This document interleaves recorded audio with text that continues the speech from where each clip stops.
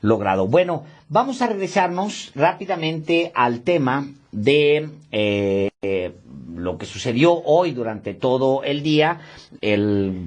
Como usted sabe, ya fue mandatado el INE para para que empiece los trabajos, realice los trabajos que se requieren para la consulta de revocación de mandato. Y tenemos con nosotros, le hemos pedido al consejero Jaime Rivera Velázquez que nos acompañe el día de hoy. Le agradecemos que esté aquí en Los Periodistas. Muchísimas gracias, consejero, por acompañarnos. Buenas tardes, estoy a sus órdenes. Muchísimas gracias. Bueno, hoy ya parece, desde anoche, parece que hay ya un desenlace con respecto a esto, aunque todavía falta la tarea por delante, que va a ser la más complicada, que es conseguir el dinero, pero finalmente ya tienen mandato de la Suprema Corte, ahora del Tribunal Electoral. ¿Y qué es lo que sigue, consejero? ¿En qué tareas se van a empezar a meter enseguida? Lo que la Comisión de Receso de la Suprema Corte y la Sala Superior del Tribunal Electoral del Poder Judicial de la Federación resolvieron es que los trabajos de preparación de la consulta revocatoria, para ver si, según los que demandan esto, destituyen o no se destituye o no al presidente de la República, estos trabajos deben continuar. Se revocó el acuerdo del INE que posponía algunas de las actividades de preparación y se ordena que continúen. Ahora bien, por un lado, la sentencia de la Suprema Corte es una suspensión provisional que deja pendiente la cuestión de fondo respecto al presupuesto que solicita el INE para poder realizar esta consulta revocatoria con todas las reglas y condiciones establecidas por la ley.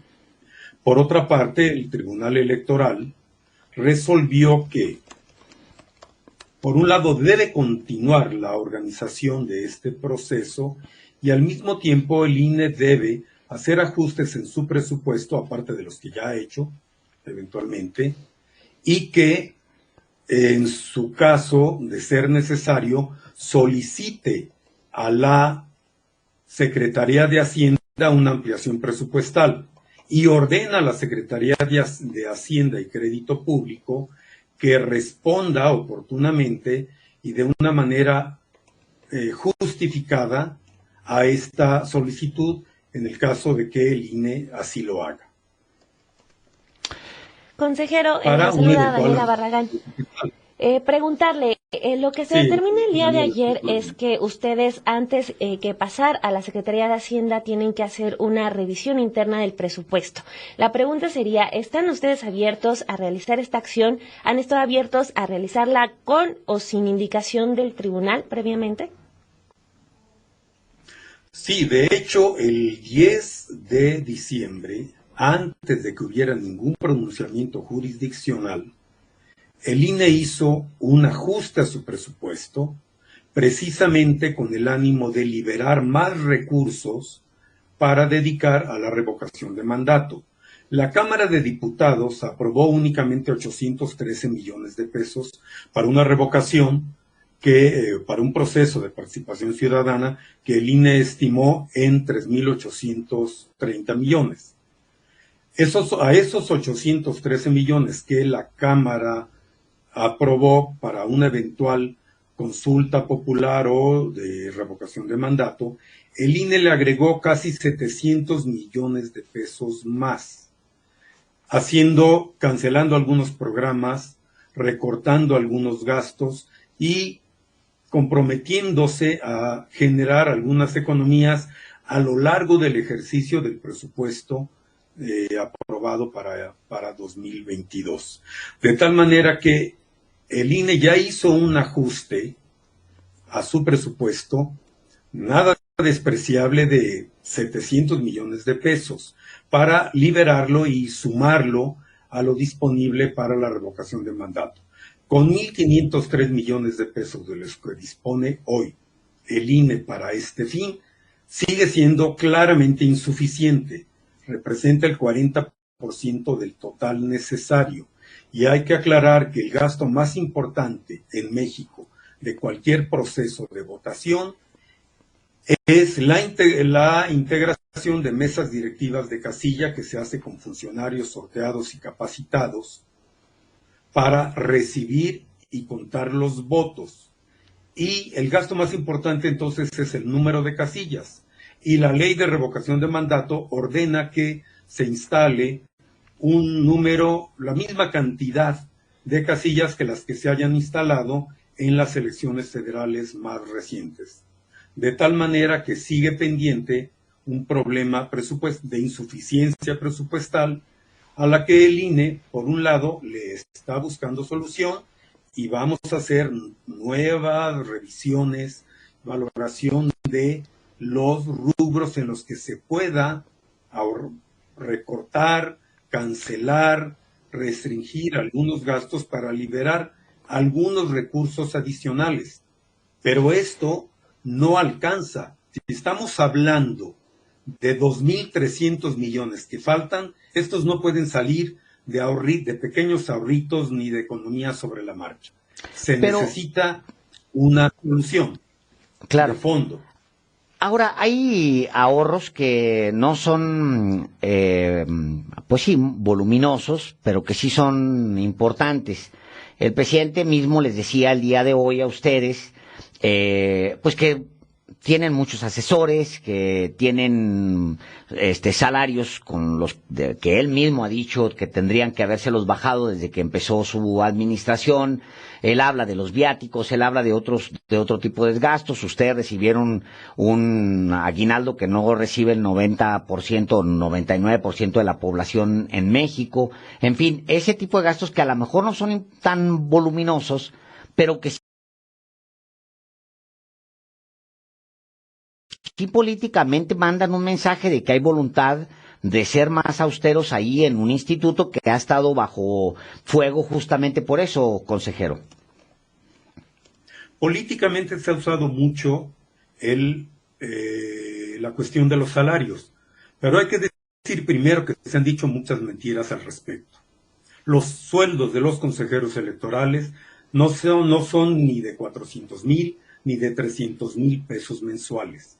Lo que recibimos en forma neta, así directo, en efectivo, son 152,000 pesos mensuales.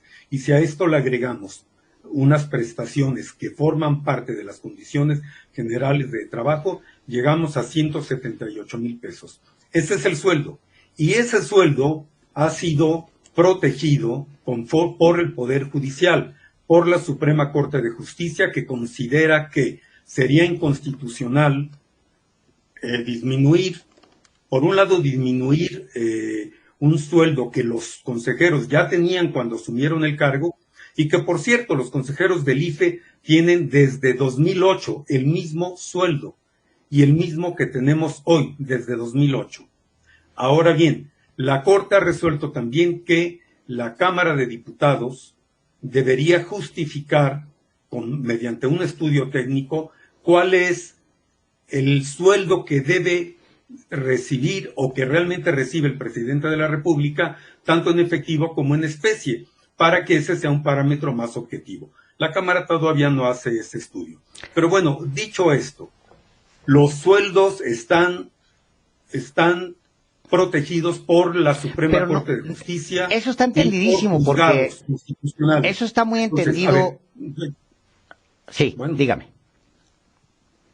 Sí, solo quiero decir que la legalidad de los sueldos está determinada por el Poder Judicial, no por nosotros y no por el uso propagandístico que se hace de ello. Ahora bien, pasemos a lo esencial.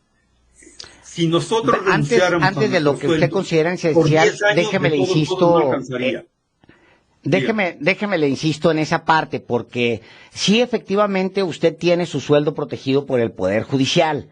Nada más que sí hay un conflicto político, porque el presidente les ha pedido a ustedes, y ustedes han recurrido al Poder Judicial justamente para mantener esos sueldos. en un momento en el que usted lo llama un acto propagandístico, en un momento en el que el gobierno federal está solicitando a todos los entes que se hagan economías para poder aplicarlas a donde, pues, a donde corresponda, pero es una petición que el presidente les ha hecho, y en todo su derecho ustedes han recurrido ¿no considera usted que ha sido un pleito que ha ido demasiado lejos y sobre todo un tema de salarios, proteger salarios? Yo creo que cuando el Poder Judicial y a través de la Suprema Corte de Justicia ha dado su veredicto al respecto, el asunto debería estar saldado. Y yo quisiera volver al tema principal, que es el de la revocación de mandato, porque como usted bien dice, Alejandro, la cuestión de los sueldos de los consejeros es algo financieramente insignificante frente a los 2.300 millones que hay de déficit todavía para organizar la revocación de mandato. Ahora bien, nosotros esperamos que sea la Suprema Corte de Justicia resuelva la cuestión de fondo del problema presupuestal. Y aquí hay dos posibilidades. O bien que, como sugiere, como lo ordena también el Tribunal Electoral, que la Secretaría de Hacienda considere una ampliación presupuestal y que justifique su respuesta, o bien que los tribunales ordenen que el Instituto Nacional Electoral organice esta consulta revocatoria con los recursos que tiene, más los que pueda agregar con algunas economías adicionales. Si esta es la orden, también implica que algunas de las reglas y condiciones establecidas en la ley para organizar la revocación de mandato, que según la propia Constitución y la ley deben ser análogas, semejantes a las de una elección presidencial, que estos tribunales resuelvan que se pueda hacer con reglas y condiciones diferentes para que se ajuste a la disponibilidad presupuestal. Eso, si eso lo ordena el Tribunal Electoral o la Suprema Corte, el INE, por supuesto, lo va a acatar. Y va a cuidar que a pesar de la disminución, por ejemplo, del número de casillas, la votación tenga las mismas garantías de certeza, de libertad, de imparcialidad y de confiabilidad de los resultados que siempre han tenido las elecciones en México desde que un organismo autónomo como el IFE o el INE ha organizado las elecciones. Claro. Consejero, o dicho de otra manera, para destrabar recursos, ¿usted, por ejemplo, se recortaría alguno de sus 14 asesores, según el directorio de personal del Instituto Nacional Electoral? El personal que tenemos a nuestro cargo y en nuestro apoyo es proporcional al número de atribuciones en las que participamos, de las que somos responsables. Yo participo directamente en 5 comisiones y he presidido 2 en los últimos meses. Y eso es lo que tenemos normalmente. Además, a ver, usted habla de 14 asesores. En realidad ahí se incluye una secretaria, un asistente, un chofer. No son precisamente asesores. Y tengo de grados muy diferentes. Y si usted tiene ahí a la vista mi tabulador, puede ver sí, que justamente estoy viendo el directorio de personal y a menos que haya un error justo en la página del INE, ahí están catalogados como asesores. Es personal Solo de hay apoyo. uno catalogado como chofer. Tanto técnico como logístico. ¿Cómo? Sí. Son los necesarios para la cantidad de atribuciones. El INE tiene hoy decenas de atribuciones adicionales a las que tenía el IFE hace 7 años. Y esa es la razón. Y no resulta fácil. Le aseguro que nuestros horarios y los de nuestros asesores no suelen ser los horarios de 7 u 8 horas diarias.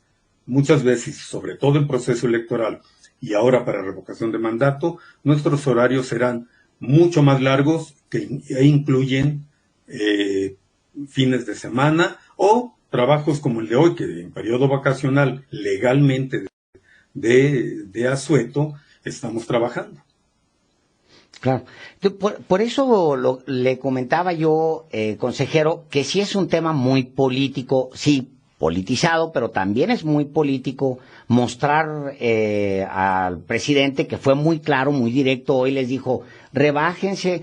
Obvio, el presidente sabe que si ustedes se rebajan asesores, viáticos, etcétera, no van a resultar en economías importantes para un gasto tan grande como es el de una consulta de revocación de mandato. Pero sí, evidentemente el presidente manda el mensaje de muestren voluntad de querer recortar en las áreas donde les he pedido durante 3 años, y es posible que ya sentados en Hacienda, pues sí, se les liberen, pero pareciera que es una posición también política de su parte, de mantener, incluso ya acudiendo y en todo su derecho, acudiendo a la Suprema Corte para defender un salario que no deja de ser, pues, muy llamativo que la defensa sea de un tema muy personal, como un salario.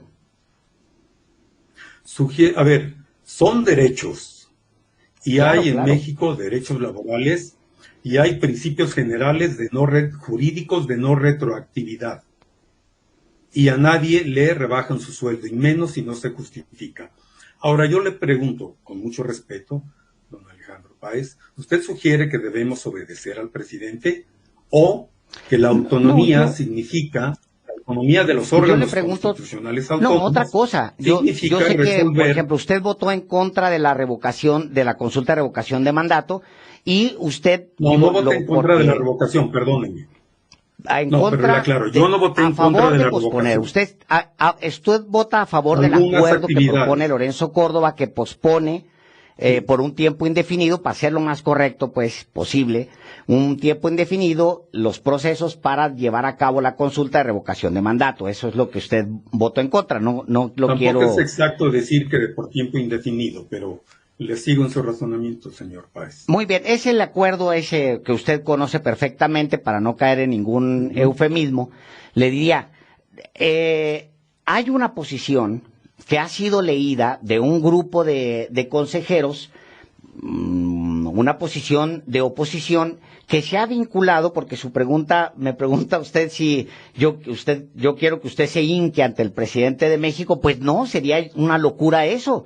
El INE debe mantener su autonomía, nada más que, pues, plantearlo a partir de los salarios no es necesariamente defender los salarios para plantear la independencia del INE. Pues no me parece como muy bien razonado, consejero, con mucho respeto. Con mucho respeto, yo les pregunto a las dos, a Daniela y usted, a don Alejandro, si esta entrevista tiene como tema principal los salarios o la revocación de mandato. Y con mucho gusto atiendo sus preguntas. Bueno, están vinculados ¿Cuál los es el dos. En tema realidad nos principal de interesaba esta mucho entrevista? su opinión, y la suya es muy valiosa, porque usted viene de su misma currículum, es un hombre que tiene mucha experiencia. Incluso fue durante el periodo, el sexenio de Felipe Calderón, usted estuvo dentro del CISEN, el cuerpo de inteligencia que fue disuelto ya. También ha sido usted periodista, usted fue director de Cambio, si mal no recuerdo, de Michoacán. Es decir, sí, su punto de vista más amplio, pues sí ayuda muchísimo a entenderlo. Pero me regreso al tema de la revocación. En efecto, mi primera pregunta fue, ¿qué es lo que sigue ahora, después de lo que ha sucedido con la Corte y también con el Tribunal Electoral? Muy bien, lo que sigue es que, por un lado, el INE acata y continúa los trabajos de preparación del proceso de revocación de mandato que inició desde el mes de agosto y que ha tenido que hacer sobre la marcha 2 modificaciones de lineamientos, incluido el calendario. Lo que sigue, bueno, continuamos esos trabajos y esperamos que la Suprema Corte resuelva la controversia constitucional presentada por el INE para resolver el problema presupuestal. Y esperamos también que, si el INE solicita una ampliación presupuestal a la Secretaría de Hacienda, ésta nos responda oportunamente y de manera justificada lo que crea pertinente. Dependiendo de esas 2 resoluciones por orden judicial, el INE va a organizar el mandato con toda la calidad democrática, con toda la legalidad y la eficiencia técnica para propiciar la máxima participación ciudadana que sea posible y toda la confiabilidad y transparencia de los resultados de esa votación.